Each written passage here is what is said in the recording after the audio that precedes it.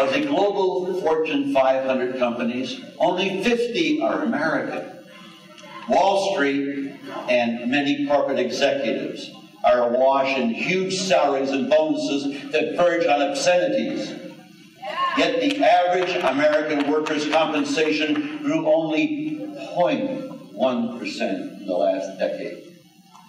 China, Japan, South Korea, Taiwan hold 40% of Americans' debt. Any one of these countries could throw us into an economic tailspin. America's political leadership is in denial about the gravity and the scope of our problems, viewing them almost exclusively from a national perspective. In fact, the major problems we face are global in nature. Energy, the environment, terrorism, drugs, war, immigration, disease, economic and cultural globalization. These are the problems that require global solutions that can only be addressed by concerted diplomacy, not jingoistic American superpower superiority.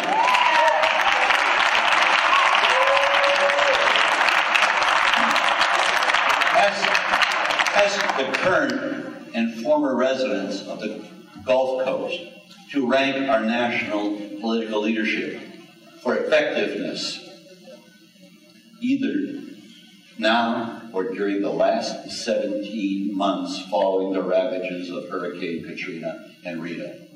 These tragedies exposed to the world that large numbers of Americans subsist in what is closer to a third world economy.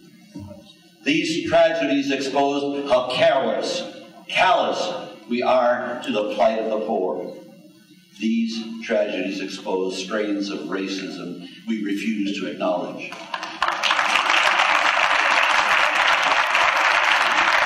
But in the face of painfully slow, ineffective government response, these tragedies inspired many average Americans to go to New Orleans, to go to the coast, and help rebuild not only homes, but a spirit of community.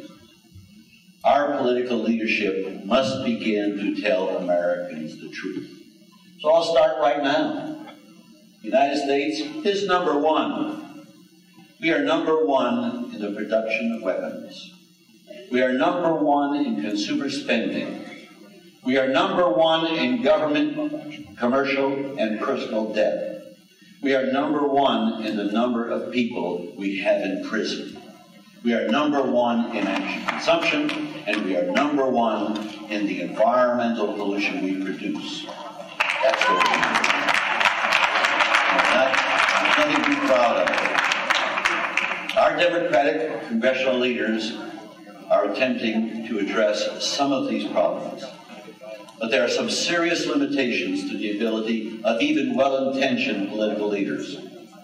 In part because of the limitations inherent in representative government, and in part because of human nature.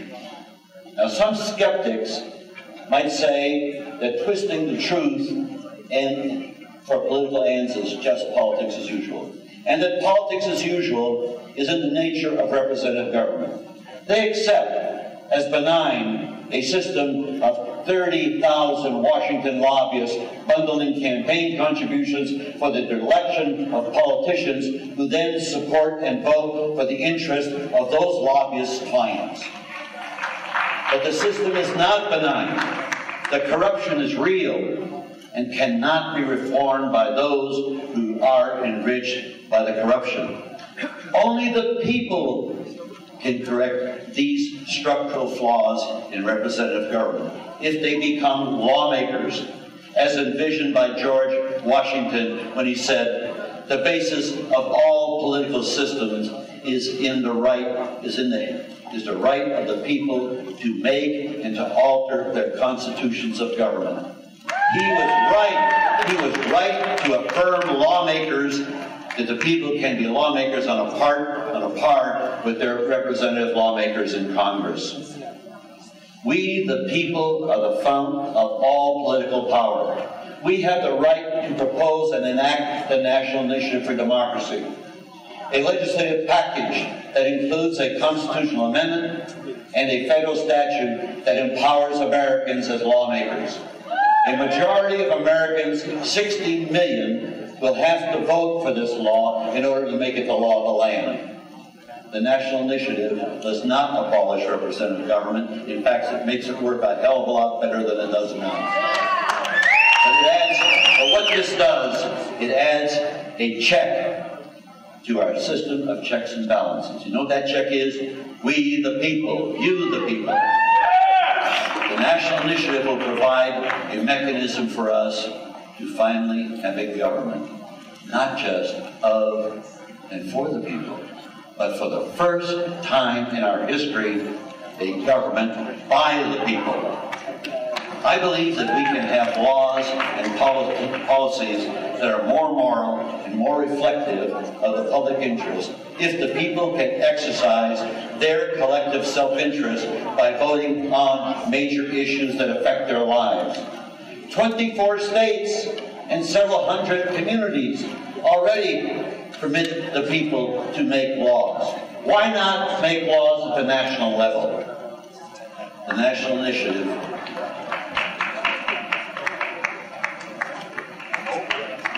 I hope you'll go to website nationalinitiative.us and learn more about this. And vote. And ask yourselves, do you agree or disagree that we need to reform our governance structure by bringing people into the operation of government as lawmakers and partnerships with their elected officials? Think about that. See if you agree with that. I'm proud to announce that the Democratic Party has been responsible for a number of great social advances in the past. However, as one senator recently put it, the Democratic Party anguishes for a new identity. Let me suggest the National Initiative as an epoch-defining identity for the Democratic Party. The National Initiative would provide an opportunity for the Democratic Party to reclaim its role in American history with an advancement in human governance on a par with the nascent Republican Party's role in ending slavery on American soil.